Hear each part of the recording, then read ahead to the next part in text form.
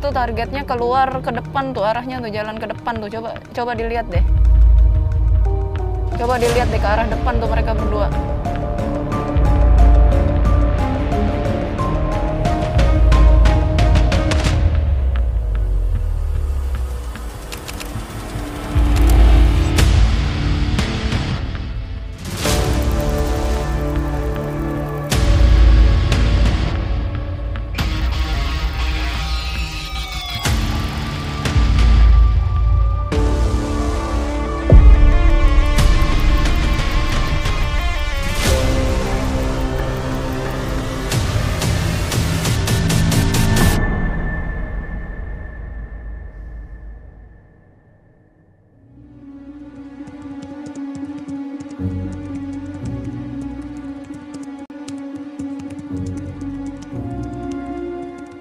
Saya Jessica, saya adalah seorang private investigator atau detektif swasta yang bekerja di bawah naungan iDetective Indonesia.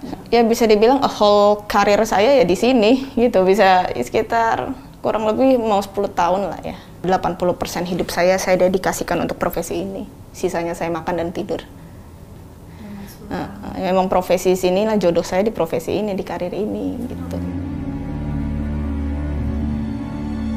Kalau di iDetective itu kita memberikan pelayanan investigasi untuk kasus background check, latar belakangnya itu seperti apa sih. Biasanya untuk background check ini diperlukan untuk orang yang ingin berbisnis bareng gitu kan. Kita juga ada surveillance, ini kan pengawasan aktivitas dia ini ngapain aja. Misalnya kasusnya indikasi perselingkuhan, berarti kita pantau fokusnya adalah apakah target berselingkuh atau setia. Gitu. Kalau misalnya memang selingkuh, apa temuannya? Kita berikan temuan-temuannya berupa foto, video, atau juga lokasinya di mana. Dan kalau misalnya memang setia, ya dia setia. Oke, jadi gini kita lagi mau ngapain, Mbak? Ini kita lagi coba ikuti target ya. Jadi ini dugaannya sih indikasi perselingkuhan. Makanya kita mau coba buktikan dengan investigasi apakah target yang bersangkutan benar berselingkuh, dan jika benar berselingkuh dengan siapa selingkuhannya. Oke. Caranya supaya kita nggak ketahuan gimana, Mbak? Kan ini agak deket nih posisinya. Jarak ya yang pasti. Karena kan kita juga nggak bisa terlalu jauh. Kalau jauh nanti hilang. Kalau terlalu dekat ketahuan lah ibaratnya. Jadi kita memang harus jaga jarak aman. Untuk jarak ini udah cukup lumayan. Orang kenapa menyewa jasa detektif swasta dan kenapa jasa detektif swasta itu ada? Ya karena adanya permintaan. Dan begitu banyaknya permintaan untuk investigasi perselingkuhan. 80% perselingkuhan. Untuk investigasi perselingkuhan ini memang rata-rata klien ini ingin membuktikan pasangannya selingkuh atau tidak, terlepas dari pasangan pernikahan atau memang kekasih gitu kan. Nah kalau untuk pasangan pernikahan biasanya ini dibutuhkan untuk gugatan pengadilan ya. Dan kita juga ada afiliasi dengan kantor hukum ya, beberapa pengacara perceraian. Nah itu nanti bisa diolah datanya ke sana untuk dijadikan gugatan seperti itu. Karena memang bukti-bukti perselingkuhan itu kan banyak macamnya ya Mbak ya. Nanti itu diprosesnya di sana. Jadi kita bantulah istilahnya. Kalau untuk klien sendiri memang kita memberikan pelayanan untuk kalangan masyarakat dengan ekonomi tertentu lah. Bisa kita sebut menengah ke atas lah ya. Gitu karena memang dari artis ada, pejabat juga ada, dan juga rata-rata pengusaha-pengusaha swasta banyak. Angka yang kita berikan untuk jasa investigasi ini bukan angka sedikit lah. Makanya itu memang target marketnya adalah masyarakat dengan kalangan ekonomi tertentu atau menengah atas. Ya range biayanya dari jutaan sampai puluhan juta lah, kira-kira.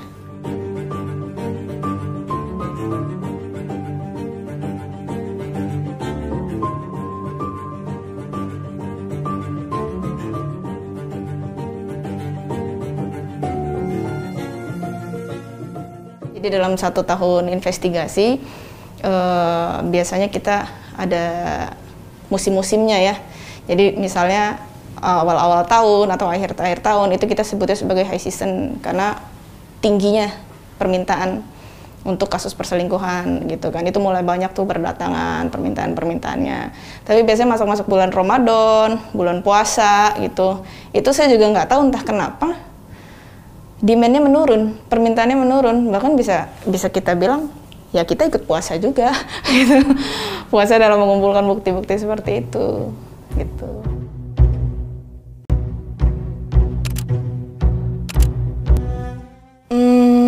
pertama kali ya orang tua saya pasti ini oke, ini aman. Ya jalanin aja sih, Mbak. Semua pekerjaan itu pasti ada resikonya. Bener dong. Tukang sapu jalanan aja, resikonya apa sih? Kan ketabrak mobil. Kan kalau ketabrak mobil kan sama aja, terbunuh juga. Cuma kalau di sini memang resikonya lebih kelihatan. Kalau kayak gitu kan nggak kelihatan ya. Kalau di sini lebih kelihatan. Diikuti balik pernah. Saya diancam orang pernah. Kadang kejebur di got, kita lagi pengawasan juga pernah tuh saya.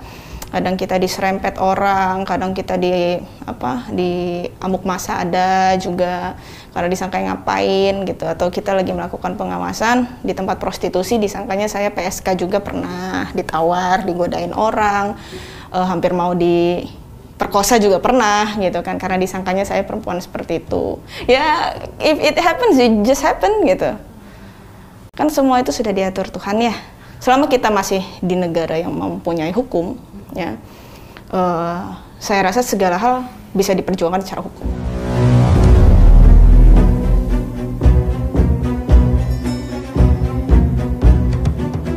Jadi misalnya ada satu kasus yang pertama kali itu perselingkuhan ya.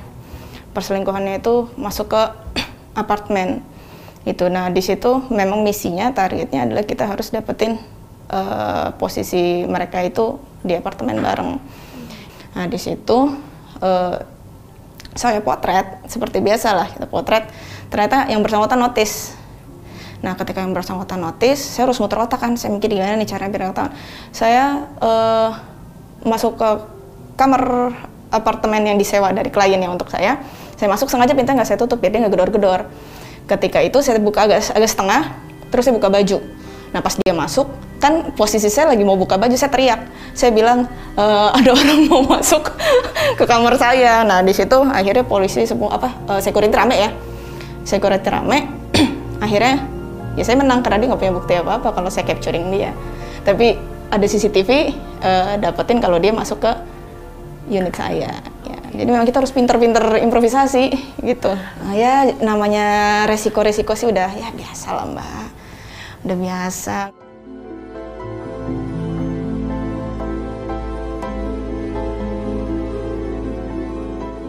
Detektif swasta ini kan berarti kan investigasi ya, kita penyelidikan.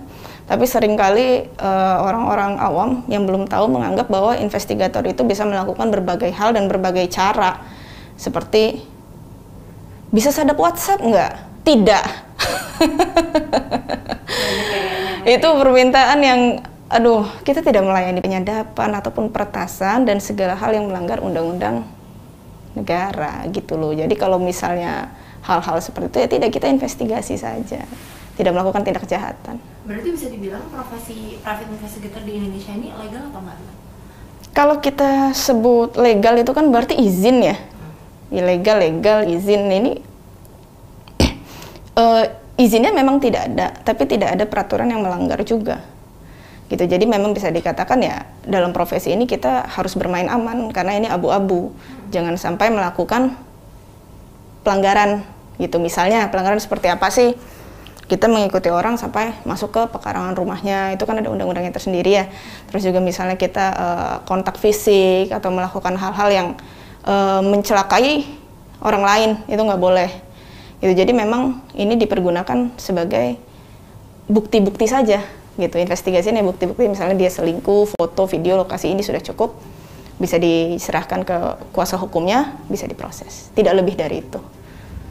Gitu. Kalau selingkuh tidak boleh ngegerebek, nggak boleh. Kalau mau istrinya sendiri, gitu kan, kita tidak ada wewenang di situ.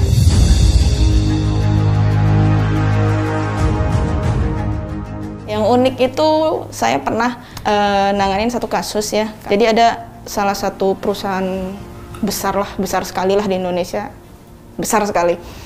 Di dalam perusahaan itu terdapat jajaran-jajaran direksi ya. Suaminya yang bekerja, kliennya ini istrinya.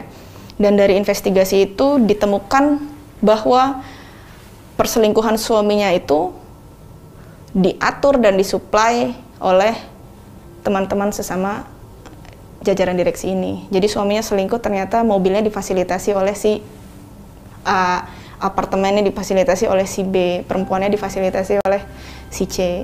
Jadi memang sudah di-set seperti itu. Kenapa? karena supaya kita sama-sama pegang kartu as masing-masing di sana. Jadi ketika salah satu tidak melakukan itu dianggapnya musuh. Ada satu lagi Mbak, ini bos ya, bos tertingginya lah di perusahaan itu, dan itu wah itu gokil sih. Nah suaminya ini dia selingkuh dengan sales-salesnya, digilir tuh, digilir, iya demi apa? Dan perempuannya juga mau, karena apa? Mereka dijanjikan jabatan yang ini. Jadi kayak misalnya mereka meeting nih, si perempuan ini ya mereka tahu, oh lu udah dipakai si Pak A ya, lu juga. That's life. Gila kan? Gila. Dan banyak hal lagi yang lebih gila.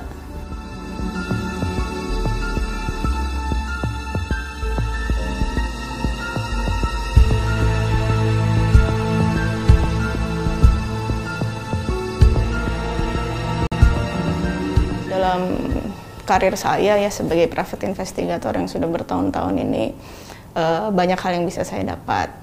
Yang pertama pengalaman pasti, yang kedua relasi tentunya, yang ketiga adalah sikap saya dalam menghadapi kehidupan. Karena banyak sekali hal yang sudah saya lihat, banyak sekali hal yang sudah saya ketahui, banyak sekali manusia yang aneh-aneh lah, gitu kan. Manusia itu wah luar biasa sih.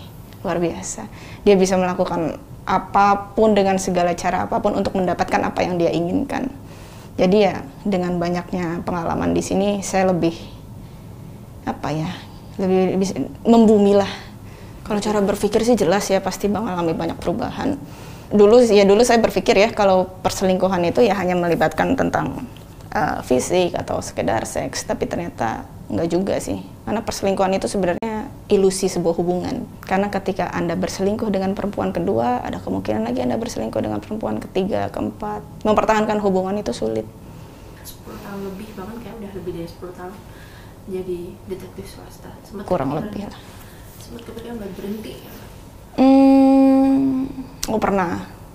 Pernah lah. Tapi balik lagi, passion saya di sini. Dan di sini tuh saya banyak membantu orang loh. Kalau saya rasa kita mengungkap kejahatan orang lain, ibaratnya perselingkuhan itu kan kejahatan juga sebenarnya, ya kan, kejahatan terhadap pasangannya. Jadi ya saya rasa memang mungkin jodoh profesi saya di sini, karir saya di sini ya, I came back and let it go aja. Seperti ini karir yang cukup menjanjikan ya, jadi saya rasa untuk sejauh ini sih saya belum ada kepikiran untuk quit. Is the money good, Mbak? So far okay. Worth lah untuk diancam, worth lah. Oke.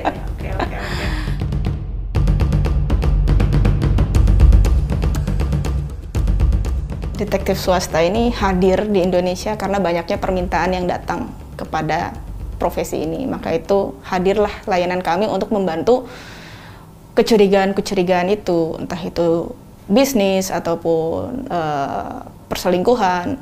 Nah, hadirnya kami di sini itu untuk membantu permintaan-permintaan tersebut. Gitu. Jadi kalau ada yang berpikir bahwa seorang detektif swasta dapat melakukan segala sesuatu, kita bukan dukun, gitu kan. Jadi ya memang segala hal akan dapat ditangani ketika memang kasusnya bisa dikerjakan. Itu saja.